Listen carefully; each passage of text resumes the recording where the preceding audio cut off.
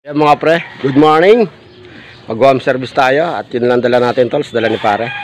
Let's go! Ayan mga pre, ito yung karsada. Ito na yung binakbak kasi inaayos yung kanal. Yun o, ito lang dana kayo, di ba kapasok yung tricycle at masakit. Sige. Ayan mga pre, 4 to 5 months magiging okay na ito, ano? Makakapasok na ulit yung mga tricycle. Yan, yan o yun. Oh, shout out naman. Siyempre, ito vlogger ang kasama mo eh.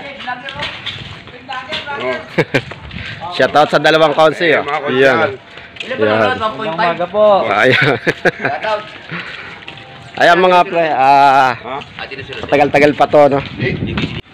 Eto mga pre, na-overhaul na natin at hindi ko na naparinig sa inyo yung under, no? Bali, ang naging problema nito, connecting rod lang at ito'y home service. Ayan, ito yung ano, tricycle na pinagtanggalan natin ng makina.